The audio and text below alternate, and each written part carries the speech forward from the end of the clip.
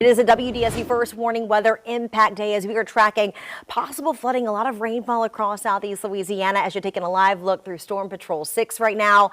Let's turn things over to first warning weather meteorologist Jim Sion for the latest of what we can expect into the evening and this cold front to follow, Jim. But by tomorrow morning, you're going to notice the colder air. Maybe not tonight if you go to bed relatively early, but we're still going to be tracking this rain till about 9 o'clock tonight. WDSU first warning radar showing us still some heavy rain on portions of the North Shore. However, Hammond, Kentwood, Baton Rouge, Mandeville, Bogalusa, drier weather for you as the front is approaching.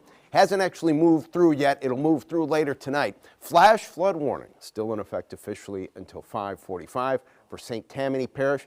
Still some heavy rain here. It should be decreasing in the next hour or so. Yesterday, all the heavy rain on the North Shore. Today, now it's making its way farther to the south. We've had reports of over 3/4 of an inch of rain are in and around the New Orleans area. We'll show you some of those rainfall totals coming up here in about 10 minutes, but here's some more heavy rain. These showers look like they're moving to the east-northeast at about 25 to 30 miles per hour. Here's more rain that's affecting areas close to the coast, but this is the area I want to point out, and we're able to show it to you best right here on WDSU. This area of rain in the Gulf of Mexico, we're still going to have to deal with that until about 9 o'clock tonight. Officially, we have that flash flood watch in effect until 6 o'clock. It has been discontinued as you go to places like Hammond and Baton Rouge. That's because the weather is getting drier and the cold front is about to move through. I'll show you where that front is here in just a moment. 71 degrees with a dew point of 71, so humidity at 100%. Obviously, with the rain, winds from the southwest at about 5 miles per hour. Here's the front. It looks like it's just starting to move through our viewing area. Behind the front, the colder air will be moving in overnight tonight. Let me show you the wind. Generally from the south, one exception, Baton Rouge, a northerly wind. I think the front is right about here. Dew point 63 in Baton Rouge, 70 in Hammond. That's why I think the front just getting ready to begin to sweep through. This computer model, I think, has a pretty good handle on the way it plays out. Still going to have some of that rain in the Gulf moving through by 7 o'clock tonight. By 9 o'clock, the showers starting to decrease, and I think by 10, 11 o'clock, we're done with all of the major rain. Overnight, look how skies clear off, and as Devin Lucy pointed out to me in the weather office just a couple of minutes ago, sure, 43 in Hammond, but with the wind chill factors in the 30s first thing tomorrow morning. Afternoon, we get up into the mid, maybe upper 50s. Plenty of sunshine, but it's going to be breezy, if not windy. Going to have some gusts in excess of 25 miles per hour. And then Thursday morning, North Shore, you're going to be floating or flirting with the freezing mark, close to 32, first thing in the morning. Decreasing rains in the forecast tonight, gradually clearing as we get to the early morning hours and becoming breezy. Winds from the northwest at 15 to 20 miles per hour. Gets windy tomorrow, especially in the morning and early afternoon. Becoming Sunday, much colder. It's going to be windy, high temperature in the mid to upper 50s. Look at that. If you get a wind gust up close to 25 and 30, it's not going to feel like 55, probably going to feel like the 40s for much of the afternoon. Now, a warming trend starts to kick in, but not until Friday. Our mornings are going to be coldest on Thursday, but still in the 30s on the North Shore, I think, Friday morning. Weekend, yes, a little more cloud cover. A couple of showers are possible, but I think they're going to be very spotty. And we get back into the low 70s for your Saint Sunday. Not too shabby, as my brother Mark would say. That's your WDSU first warning forecast. It's good game day weather right there, Jim. All right, economic legacy. The record President Joe Biden is touting this afternoon as he prepares to pass the torch and the concerns he's lodging with some Trump proposals.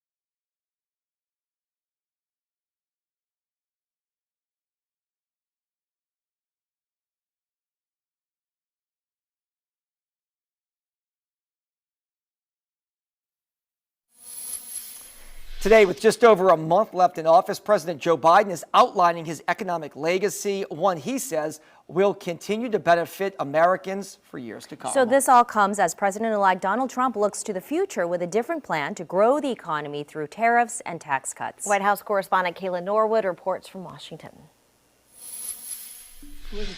President Joe Biden touting his middle-out, bottom-up economic approach and the record he's passing on to his successor. Most economists agree the new administration is going to inherit a fairly strong economy. The president pointing to his administration's new job creation, 16 million over the last 4 years, a historically low unemployment rate, and lowering inflation, all while avoiding a recession.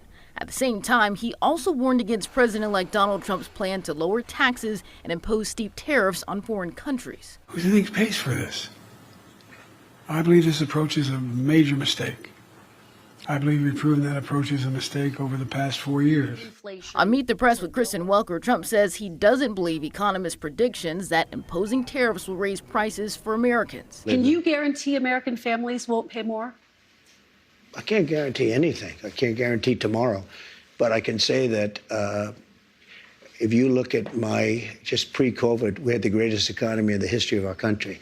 And I had a lot of tariffs on a lot of different countries. Trump has also said he wants to get rid of taxes on tips and overtime pay, renew expiring tax cuts, and lower the corporate tax rate. As for the corporate tax rate, that's etched in stone. Whether or not it'll go lower, I think it'll be interesting to see. But I think there's going to be some push for offsets here and to sort of try and tamper the cost somehow.